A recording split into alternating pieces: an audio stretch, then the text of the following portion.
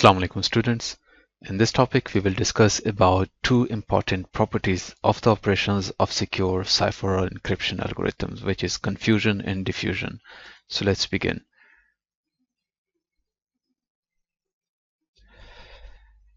So this concept was originally introduced by Claude Shannon in 1945. It's very important. जैसा कि हमने पहले discuss किया था कि हमारे पास इंक्रिप्शन एल्गोरिथम में बेसिकली प्लेन टेक्स्ट होता है और उसके साथ हम एक सीक्रेट की यूज करते हैं। ये दोनों जब इनपुट आप प्रोवाइड करते हैं टू द क्रिप्टोग्राफिक एल्गोरिथम, जो आउटपुट देता है बेसिकली वो साइफर टेक्स्ट या इनक्रिप्टेड टेक्स्ट होता है, राइट। सो इनक्रिप्टेड एल्गोरिथम या जो इनक्रिप्शन एल्गोरिथम है, यहाँ पे बेसिकली क्या हो रहा होता है?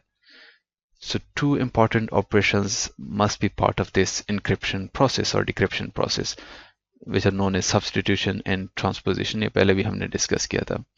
यानी जो भी आप यहाँ पे इंक्रिप्शन करेंगे यूजिंग द सीक्रेट की इन द प्लेन टेक्स्ट, जो आप इंक्रिप्टेड टेक्स्ट जनरेट कर रहे हैं, तो इस प्रोसेस के अंदर ये दो इंपॉर्टेंट प्रॉपर्टीज होनी चाहिए इस एल्गोरिथम के अंदर, सब्स्टिट्यूशन एंड ट्रांसपोजिशन।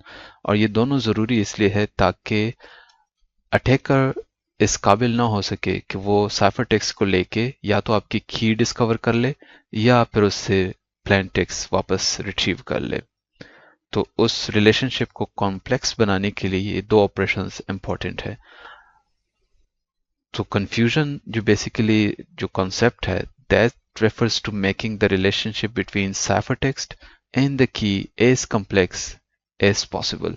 जो साइफर टेक्स्ट है और की है, इन दोनों के दरमियान जो रिलेशनशिप है, ये बेसिकली जो कंफ्यूजन का प्रोसेस है, ये इसको कॉम्प्लेक्स बनाता है। यानी यहाँ पे हम basically make use of substitution करते हैं। इसके लिए जो एडवांस एल्गोरिथम है उसमें एक इस बॉक्स का कॉन्सेप्ट इस्तेमाल होता है, हम बाद में जाके देखेंगे। तो उसमें हम जो की की बुनियाद के ऊपर हम मुख्तलिफ कैरेक्टर्स को सब्स्टिट्यूट कर रहे होते हैं और वो सब्स्टिट्यूशन बेसिकली की ही डिसाइड करती है।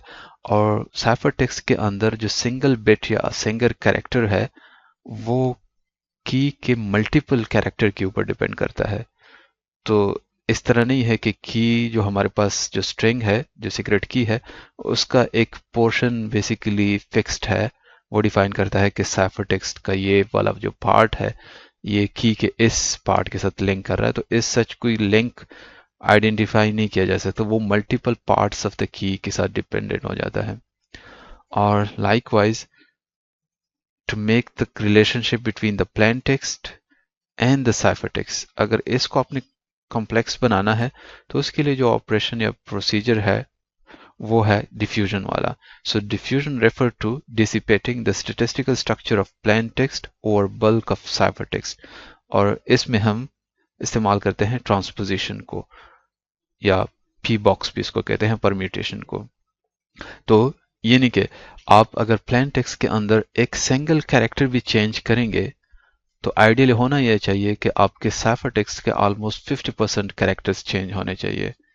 यानी ये जो डिफ्यूजन का प्रोसेस है, ये इतना कॉम्प्लिकेटेड होना चाहिए ताकि प्लेन टेक्स्ट के अंदर जब आपने सिंगल कैरेक्टर चेंज किया तो आपका रिजल्टेंट साइफर टेक्स्ट वो इन्हीं मल्टीपल उनके साथ लिंक होना चाहिए, ताकि अटैकर साइफर टेक्स्ट को लेके गेस न कर सके कि इसका प्लेन टेक्स्ट क्या होगा।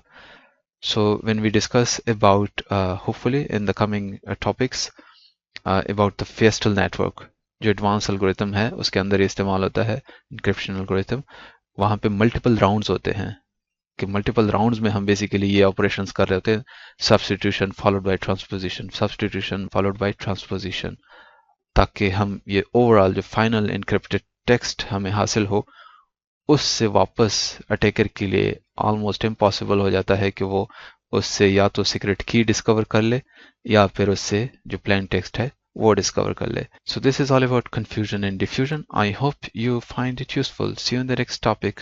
Until then, bye bye.